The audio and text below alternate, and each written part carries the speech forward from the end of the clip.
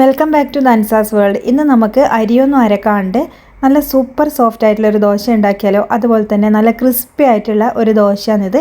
ഈ ഒരു മാവ് വെച്ചിട്ട് നമുക്ക് സാദാ ദോശയും അതുപോലെ നെയ്റോസ്റ്റും പിന്നെ ഇഡ്ഡലിയും ഒക്കെ ഉണ്ടാക്കിയെടുക്കാൻ പറ്റും. നമ്മൾ സാധാരണ ഇഡ്ഡലിക്കും ദോശയ്ക്കും ഒക്കെ മാവ് അരച്ച് വെക്കുന്ന സമയത്ത് പലരും പറയുന്ന കേൾക്കാറുണ്ട് മാവ് നന്നായി പൊങ്ങി വരുന്നില്ല, അതുപോലെ ഇഡ്ഡലിയൊക്കെ ഉണ്ടാക്കുമ്പോൾ ഭയങ്കര ഹാർഡായി പോകുന്നു എന്നുള്ളത്. അപ്പോൾ ഒരു കണക്കനുസരിച്ച് നമ്മൾ അതുപോലെ അരിയും അതുപോലെ ഉഴുന്നും ഒക്കെ എടുത്തു കഴിഞ്ഞാൽ നല്ല സൂപ്പർ സോഫ്റ്റ് ആയിട്ടുള്ള അടിപൊളി ദോശ ഇഡ്ഡലിയൊക്കെ നമുക്ക് ഉണ്ടാക്കിയെടുക്കാൻ പറ്റും. അപ്പോൾ നമുക്ക് റെസിപ്പിയിലേക്ക് കിടക്കാം. അതിനു മുന്നേ ചാനൽ ആദ്യമായിട്ട് കാണുന്നവരാണെങ്കിൽ വീഡിയോ ഇഷ്ടമാവുകയാണെങ്കിൽ നിങ്ങൾ ലൈക്ക് ചെയ്യാനും ഷെയർ ചെയ്യാനും സബ്സ്ക്രൈബ് ചെയ്യാനും മറക്കരുത്.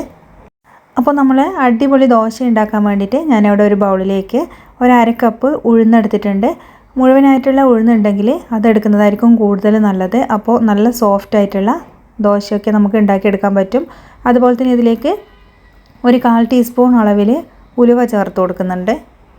ഉലുവ ഒരുപാട് കൂടിപ്പോകണ്ട, കൂടിപ്പോയി കഴിഞ്ഞാൽ ഒരു കയ്പ്പ് രസം ഉണ്ടാകും. അപ്പോൾ ഉലുവ ചേർത്ത് കഴിഞ്ഞാൽ നമ്മൾ ഇഡ്ഡലിയും ദോശയൊക്കെ നല്ല സോഫ്റ്റ് ആയിട്ട് നല്ല ടേസ്റ്റി ആയിട്ട് കിട്ടും. അപ്പോൾ നമ്മളിതൊരു 3-4 പ്രാവശ്യം നല്ല പോലെ ഒന്ന് കഴുകിയെടുത്തിട്ട് നല്ല വെള്ളം ഒഴിച്ചിട്ട് ഇതിലേക്ക് കുതിരാൻ വേണ്ടിയിട്ടൊന്ന് മാറ്റി വെക്കുന്നുണ്ട്. അപ്പോൾ നമ്മളിത് കുതിരാൻ വേണ്ടിയിട്ട് പുറത്തല്ല മാറ്റി വെക്കുന്നത്, ഫ്രിഡ്ജിൻ്റെ ഉള്ളിലാണ് മാറ്റി വെക്കുന്നത്. അപ്പോൾ ഇതൊരു 4 മണിക്കൂറങ്ങ് മാറ്റി വെക്കുന്നുണ്ട് ഫ്രിഡ്ജിൻ്റെ ഉള്ളിലേക്ക്. അപ്പോൾ ഇങ്ങനെ ഇത് തണുത്ത് കഴിഞ്ഞിട്ട് അരച്ച് കഴിഞ്ഞാൽ മിക്സി ചൂടാവാണ്ട് മാവ് നമ്മൾ അരച്ചെടുക്കുമ്പോൾ നല്ല തണുത്തിട്ട് തന്നെ മാവ് കിട്ടും. അപ്പോൾ ചൂടായി പോയി കഴിഞ്ഞ് കഴിഞ്ഞാൽ ഒരു വല്ലാത്തൊരു പുളിപ്പൊക്കെ ഉണ്ടാകും. പിറ്റേന്ന് മാവ് പുളിച്ച് പൊങ്ങി കഴിഞ്ഞ് കഴിഞ്ഞാൽ വല്ലാത്തൊരു ടേസ്റ്റും ആയിരിക്കും. അപ്പോൾ അതിന് വേണ്ടിയിട്ടാണ്, നല്ല സോഫ്റ്റായിട്ട് കിട്ടാനും കൂടി വേണ്ടിയിട്ടാണ് നമ്മളിത് ഫ്രിഡ്ജിലേക്ക് മാറ്റുന്നത്. അതുപോലെ തന്നെ ഉഴുന്ന് ഒരു 4 മണിക്കൂറിന് ശേഷം നമ്മൾ പുറത്തേക്ക് എടുത്തിട്ടുണ്ട്. നല്ല സോഫ്റ്റായിട്ട് തന്നെ കിട്ടിയിട്ടുണ്ട്. അതുപോലെ നന്നായി കുതിർന്ന് കിട്ടിയിട്ടുണ്ട്. ഫ്രിഡ്ജിൻ്റെ ഉള്ളിൽ വെച്ചാൽ കുതിർന്ന് കിട്ടില്ല എന്നുള്ള ടെൻഷനൊന്നും വേണ്ട, നമ്മൾ പുറത്ത് വെക്കുന്ന പോലെ തന്നെ നല്ല സോഫ്റ്റായിട്ട് കിട്ടും ഇത്. അപ്പോൾ നമ്മളിനി ഇത് മിക്സീൻ്റെ ജാറിലേക്ക് ഇട്ട് കൊടുക്കുന്നുണ്ട്. ആ ഒരു സെയിം വെള്ളം തന്നെ ചേർത്ത് കൊടുക്കുന്നത്. ഇനി അതിലേക്ക് നമ്മൾ ഒരു 1/4 കപ്പ് ചോറ് ചേർത്ത് കൊടുക്കുന്നുണ്ട്. ചോറ് ഞാനിവിടെ മട്ട അരിൻ്റെ ചോറാണ് എടുത്തത്. അതിനുശേഷം നമ്മൾ ഒരു നല്ല സോഫ്റ്റ് ആയിട്ട് തന്നെ ഉഴുന്ന് അരച്ചെടുത്തുകൊണ്ട് വന്നിട്ടുണ്ട്. അപ്പോൾ ഉഴുന്നിന് കണക്കായിട്ട് മാത്രം വെള്ളം ചേർത്താൽ മതി, ഒരുപാട് വെള്ളം ചേർക്കണ്ട. ഇത് നമുക്ക് ഒരു ബൗളിലേക്ക് മാറ്റി കൊടുക്കാം. അപ്പോൾ നമ്മളിതിൽ അരി കുതിർക്കാണ്ടാണ് മാവ് ഉണ്ടാക്കുന്നതെന്ന് പറഞ്ഞു. അതുകൊണ്ട് തന്നെ നമ്മളിതിലേക്ക് ചേർക്കുന്നത് അരിപ്പൊടിയാണ്. അപ്പോൾ 1 കപ്പ് അരിപ്പൊടിയാണ് എടുക്കുന്നത്. നമ്മൾ നൈസായിട്ടുള്ള പത്തിരിപ്പൊടിയാണ് ഇതിലേക്ക് എടുക്കുന്നത്. പത്തിരിക്കും നൂൽപുട്ടിനൊക്കെ യൂസ് ചെയ്യുന്ന പൊടി നിങ്ങൾക്ക് ഇതിലേക്ക് എടുക്കാം. അപ്പോൾ 2 അരക്കപ്പിലാണ് പൊടി ഞാനിവിടെ എടുത്തത്. അങ്ങനെ 1 കപ്പ് ഇതിലേക്ക് ഇട്ട് കൊടുത്തിട്ടുണ്ട്. എന്നിട്ട് നമ്മൾ നേരത്തെ ഉഴുന്ന് കുതിർത്ത് വെച്ച വെള്ളം തന്നെയാണ് ഇതിലേക്ക് ചേർത്ത് കൊടുക്കുന്നത്.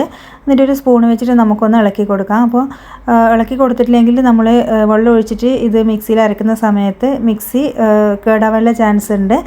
അപ്പോൾ അതുകൊണ്ട് ഇതുപോലെ ഒന്ന് മാവ് ലൂസായി കൊടുത്തതിന് ശേഷമാണ് നിങ്ങളിത് അരച്ചെടുക്കാൻ വേണ്ടിയിട്ട്. അപ്പോൾ ഇത് നല്ലോണം ഇതായി കിട്ടിയിട്ടുണ്ട്, ലൂസായി കിട്ടിയിട്ടുണ്ട്. അപ്പോൾ ഇതൊന്ന് മിക്സിയിൽ നമ്മളൊന്ന് കറക്കിയെടുത്ത് കൊണ്ടുവരാം. അപ്പോൾ ഇത് കറക്കിയെടുത്തിന് കൊണ്ടുവന്നതിന് ശേഷം നമ്മൾ സെയിം ബൗളിലേക്ക് തന്നെയാണ് ഒഴിച്ചു കൊടുക്കുന്നത്. നമ്മൾ നേരത്തെ ഉഴുന്ന് അരച്ചുകൊണ്ട് വന്ന ബൗളിലേക്ക് അങ്ങ് ഒഴിച്ചു കൊടുക്കാം. എന്നിട്ട് നല്ലപോലെ ഇതൊന്ന് മിക്സ് ചെയ്ത് കൊടുക്കാം. അപ്പോൾ കൈ വെച്ചിട്ടോ സ്പൂൺ വെച്ചിട്ടോ എങ്ങനെ വേണമെങ്കിലും നിങ്ങൾക്ക് മിക്സ് ചെയ്ത് കൊടുക്കാം. അപ്പോൾ ഈ സ്പൂണിന് പകരം കൈ വെച്ചിട്ട് ഒന്ന് മിക്സ് ചെയ്ത് കൊടുത്തു കഴിഞ്ഞാൽ മാവ് നന്നായിട്ട് പുളിച്ച് പൊങ്ങി കിട്ടും. അപ്പോൾ തണുപ്പുള്ള കാലാവസ്ഥയിലൊക്കെ ആണെങ്കിൽ നിങ്ങൾ കൈ വെച്ചിട്ട് കൈ വൃത്തിയിലൊന്ന് കഴുകിയതിന് ശേഷം കൈ വെച്ചിട്ട് മിക്സ് ചെയ്യുന്നതായിരിക്കും കൂടുതൽ നല്ലത്. മാവ് നന്നായിട്ട് പുളിച്ച് പൊങ്ങാൻ വേണ്ടിയിട്ട് അത് ഹെൽപ്പ് ചെയ്യും. അപ്പോൾ ഇനി നമ്മൾ ഇത് പൊങ്ങാൻ വേണ്ടിയിട്ട് മാറ്റി വെക്കുന്നുണ്ട്. അപ്പോൾ ഏകദേശം ഒരു 8 മണിക്കൂറാണ് ഇഡ്ഡലിയും അതുപോലെ ദോശയൊക്കെ മാവ് പൊങ്ങാനുള്ള ആ ഒരു കണക്ക് എന്ന് പറയുന്നത്. അപ്പോൾ നല്ല ചൂടുള്ള കാലാവസ്ഥയൊക്കെ ആണെങ്കിൽ ഒരു 6 മണിക്കൂർ കൊണ്ട് തന്നെ നന്നായിട്ട് പൊങ്ങി കിട്ടും. അപ്പോൾ നമ്മളിതാ ഏകദേശം ഒരു 8 മണിക്കൂറിന് ശേഷം നമ്മളിത് ഒന്ന് നോക്കിയിട്ടുണ്ട്. അപ്പോൾ അത് രാവിലെയാണ് നമ്മൾ ഒന്ന് ഉണ്ടാക്കാൻ എടുക്കുന്നത്. അപ്പോൾ ഇത് നന്നായിട്ട് തന്നെ പൊങ്ങി കിട്ടിയിട്ടുണ്ട്. അപ്പോൾ നമ്മൾ തലേന്ന് അരച്ച് വെക്കുന്ന സമയത്ത് ഇതിൽ ഉപ്പ് ചേർക്കുന്നില്ല. രാവിലെ ഇത് മാവ് പൊങ്ങി വന്നതിന് ശേഷമാണ് ചേർക്കുന്നത്. അതിന് ശേഷം നമുക്കിത് നല്ലപോലെ ഒന്ന് മിക്സ് ചെയ്ത് കൊടുക്കാം. അപ്പോൾ ഈ മാവ് കാണുമ്പോൾ തന്നെ നിങ്ങൾക്ക് മനസ്സിലാകും നല്ല വെണ്ണ പോലെ മാവ് പതഞ്ഞ് വന്നിട്ടുണ്ട്. നിങ്ങൾക്ക് അരി അരച്ചില്ലെങ്കിലും അരിപ്പൊടി വെച്ചിട്ടും ഇതുപോലെ നല്ല അടിപൊളിയായിട്ടുള്ള ഇഡ്ഡലിയും ദോശയൊക്കെ ഉണ്ടാക്കിയെടുക്കാൻ പറ്റും. അപ്പോൾ നമ്മൾ ഉപ്പ് ചേർത്തിട്ടൊന്ന് യോജിപ്പിച്ച് കൊടുക്കുന്നുണ്ട്. ഒരുപാട് അങ്ങ് കുത്തി ഇളക്കി യോജിപ്പിക്കേണ്ട ആവശ്യമില്ല.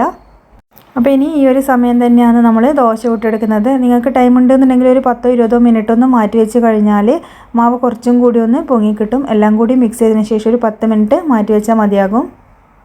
അപ്പോൾ നമുക്കിനി ദോശ ചുട്ടെടുക്കാം. അപ്പോൾ ഇതാ ഇരുമ്പിൻ്റെ ദോശക്കല്ല് ഞാൻ വെച്ച് കൊടുത്തിട്ടുണ്ട്. അപ്പോൾ ഒരു മീഡിയം ഫ്ലെയിമിൽ തീ വെച്ചതിന് ശേഷം നമുക്ക് അതിലേക്ക് വെളിച്ചെണ്ണ പുരട്ടി കൊടുത്തിട്ട് ഓരോ കയ്യിൽ മാവ് ഇതുപോലെ കോരി ഒഴിച്ചതിന് ശേഷം നല്ല നേർങ്ങനെ ദോശ ചുട്ടെടുക്കാം. അപ്പോൾ ഫ്ലെയിമൊക്കെ ഒന്ന് കറക്റ്റായിട്ട് അഡ്ജസ്റ്റ് ചെയ്ത് കൊടുക്കണം, എന്നാലും നല്ല അടിപൊളി ദോശ നമുക്ക് ഉണ്ടാക്കിയെടുക്കാൻ പറ്റുള്ളൂ. അപ്പോൾ നമ്മളിത് തിരിച്ചിടുന്നില്ല, അതുകൊണ്ട് തന്നെ മൂടി വെച്ചിട്ടാണ് ഞാനിത് കുക്ക് ചെയ്തെടുക്കുന്നത്. അപ്പോൾ സൈഡൊക്കെ ഒന്ന് ഉണങ്ങി വരുന്ന സമയത്ത് നമുക്കിത് ഇതിൽ നിന്ന് മാറ്റി കൊടുക്കാം. അപ്പോൾ നിങ്ങൾക്ക് പശു നെയ്യ് വേണമെന്നുണ്ടെങ്കിൽ ഇതിലേക്ക് ആക്കി കൊടുക്കാം. അപ്പോൾ നമുക്കിതുപോലെ നെയ് റോസ്റ്റ് അങ്ങനെയൊക്കെ നമുക്ക് ഉണ്ടാക്കിയെടുക്കാം. അതുപോലെ ഇഡ്ഡലിയും ഒക്കെ നമുക്ക് ഈ ഒരു മാവ് വെച്ചിട്ട് തന്നെ തയ്യാറാക്കി എടുക്കാൻ പറ്റും. അപ്പോൾ ഇതിൽ കുറച്ച് പശു നെയ്യ് ചേർത്ത് കഴിഞ്ഞാൽ നല്ല ഹെൽത്തിയാണ്. അപ്പോൾ നല്ല ടേസ്റ്റി ആയിരിക്കും കഴിക്കാൻ വേണ്ടിയിട്ട്. അപ്പോൾ നമ്മൾ അരിപ്പൊടി വെച്ചിട്ടാണ് ഇത് തയ്യാറാക്കിയെന്നൊന്നും നമുക്കിത് കഴിക്കുമ്പോൾ തോന്നില്ല. സാധാരണ നമ്മൾ അരി വെച്ചിട്ട് തയ്യാറാക്കുന്ന അതേ ഇതിൽ തന്നെയാണ് നമുക്കിത് കിട്ടുന്നത്. അപ്പോൾ അയണിൻ്റെ ഇതുപോലെ ദോശക്കല്ലൊക്കെ ഉണ്ടെങ്കിൽ എന്ന് പറയുമ്പോൾ നമുക്ക് നല്ല നേർങ്ങനെ പരത്താണെങ്കിൽ അതുപോലെ തന്നെ നല്ല ആ ഒരു ടേസ്റ്റും ഉണ്ടാകും. നമ്മൾ നോൺ സ്റ്റിക്കിൻ്റെ ഉണ്ടാക്കുന്നതിനേക്കാൾ നല്ല ടേസ്റ്റ് ആയിരിക്കും ഇതിൽ ഉണ്ടാക്കിയെടുക്കുമ്പോൾ. അപ്പോൾ തീർച്ചയായിട്ടും ഇതൊന്ന് ട്രൈ ചെയ്ത് നോക്കുക. അപ്പോൾ ഇത് കാണുമ്പോൾ തന്നെ നിങ്ങൾക്ക് മനസ്സിലാകുന്നുണ്ടാകും നല്ല ക്രിസ്പി ആൻഡ് സോഫ്റ്റ് ആയിട്ടുള്ള ദോശയാണ്. അപ്പോൾ എല്ലാവരും ഇതുപോലെ ഒന്ന് ട്രൈ ചെയ്ത് നോക്കണം. നമുക്ക് വീണ്ടും ഇതുപോലൊരു ദോശ ഉണ്ടാക്കിയെടുക്കാം. അപ്പോൾ ഈ ഒരു സമയം കല്ലൊക്കെ ചൂടാക്കുന്നതാണെങ്കിൽ നിങ്ങൾക്ക് പച്ചവെള്ളം തളിച്ചിട്ട് ആ കല്ലൊക്കെ ഒന്ന് അഡ്ജസ്റ്റ് ചെയ്ത് കൊടുക്കുക.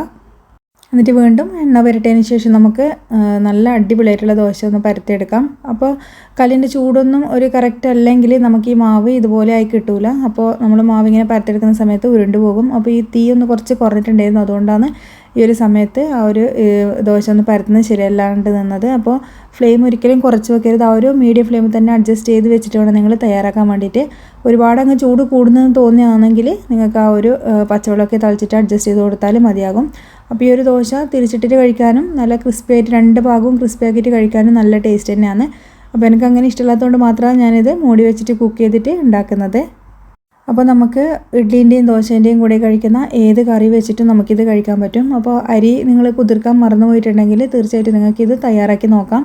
അപ്പോൾ എന്തായാലും ഒരു ഈവനിങ്ങൊക്കെ നിങ്ങൾക്ക് അരച്ച് വെക്കാൻ യാതൊരു ബുദ്ധിമുട്ടും ഉണ്ടാവില്ല. ഇനിയിപ്പോൾ ഉഴുന്ന് കുതിർക്കാൻ മറന്നു കഴിഞ്ഞാലും ഉഴുന്ന് കുതിരാൻ അത്ര വലിയ സമയമൊന്നും വേണ്ട. ഏകദേശം ഒരു മണിക്കൂർ കൊണ്ട് തന്നെ നമുക്ക് ചൂടുവെള്ളത്തിലൊക്കെ ഉഴുന്ന് നന്നായിട്ട് കഴുകിയതിന് ശേഷം ചൂടുവെള്ളത്തിൽ കുതിർത്ത് വെച്ച് കഴിഞ്ഞാൽ പെട്ടെന്ന് ഒരു മണിക്കൂർ അല്ലെങ്കിൽ അരമണിക്കൂർ കൊണ്ട് തന്നെ ഉഴുന്ന് നന്നായിട്ട് കുതിർന്നിട്ടും അപ്പോൾ അരിപ്പൊടിയും കൂടിയും ചേർത്ത് കഴിഞ്ഞാൽ നല്ല അടിപൊളിയായിട്ടുള്ള ദോശ വളരെ പെട്ടെന്ന് തന്നെ നമുക്കിത് തയ്യാറാക്കിയെടുക്കാൻ പറ്റും. അപ്പോൾ നല്ല തണുത്ത കാലാവസ്ഥയിലൊക്കെ മാവ് പൊങ്ങിക്കിട്ടുന്നുണ്ടെങ്കിൽ നിങ്ങൾ കൈ വെച്ചിട്ട് മാവ് നല്ലപോലെ ഒന്ന് മിക്സ് ചെയ്ത് കൊടുത്താൽ മതിയാകും. ഏകദേശം ഒരു 8-10 മണിക്കൂർ കൊണ്ട് തന്നെ മാവ് നന്നായിട്ട് പൊങ്ങിക്കിട്ടും. അപ്പോൾ അതൊന്ന് ട്രൈ ചെയ്ത് നോക്കുക. അല്ലെങ്കിൽ നിങ്ങൾക്ക് ചപ്പാത്തിൻ്റെ പരത്തുന്ന കോലില്ലേ, അത് വെച്ചിട്ട് നല്ലോണം കഴുകിയതിന് ശേഷം അത് വെച്ചിട്ടൊന്ന് അടിച്ച് പതിപ്പിച്ച് കൊടുത്തു കഴിഞ്ഞാലും നിങ്ങൾക്ക് മാവ് നന്നായിട്ട് പൊങ്ങിക്കിട്ടും. അപ്പോൾ ഞാനിവിടെ സാമ്പാർ വെച്ചിട്ടാണ് ഇത് സെർവ് ചെയ്യുന്നത്. നല്ല അടിപൊളി ക്രിസ്പി ആൻഡ് സോഫ്റ്റ് ആയിട്ടുള്ള ദോശയാണിത്. അപ്പോൾ അതുപോലെ ഇഡ്ഡലിയും ദോശയൊക്കെ ഉണ്ടാക്കുമ്പോൾ പ്രത്യേക കാര്യം ശ്രദ്ധിക്കാനുള്ളതെന്ന് പറഞ്ഞു കഴിഞ്ഞാൽ മാവ് ഒരുപാടങ്ങ് അരക്കുമ്പോൾ ചൂടായി പോകരുത്. അപ്പോൾ നമുക്ക് ആ ഒരു സോഫ്റ്റ്നെസ്സും ആ ടേസ്റ്റും ഒക്കെ നഷ്ടമാകും. മാവ് പൊങ്ങിക്കിട്ടാനും ഭയങ്കര ബുദ്ധിമുട്ടായിരിക്കും. അതുപോലെ നിങ്ങൾ ഒരു ഗ്ലാസ് അരിയോ അല്ലെങ്കിൽ അരിപ്പൊടിയോ എടുക്കുന്നുണ്ടെങ്കിൽ അതിൻ്റെ നേരെ പകുതി അളവ് തന്നെ ഉഴുന്നെടുത്തു കഴിഞ്ഞാൽ ആ ഒരു നല്ലൊരു ടേസ്റ്റ് കിട്ടുള്ളൂ. അപ്പോൾ അങ്ങനെ എടുത്തു കഴിഞ്ഞാൽ പോലും നമുക്ക് ചിലപ്പോൾ തണുത്ത കാലാവസ്ഥയിൽ പൊങ്ങിക്കിട്ടാൻ ബുദ്ധിമുട്ടായിരിക്കും. അങ്ങനെ ഉണ്ടെങ്കിൽ കൈ വെച്ചിട്ട് നന്നായി മിക്സ് ചെയ്ത് കൊടുത്താൽ മാത്രം മതിയാകും. അപ്പോൾ നിങ്ങൾ ട്രൈ ചെയ്യാൻ മറക്കരുതേ.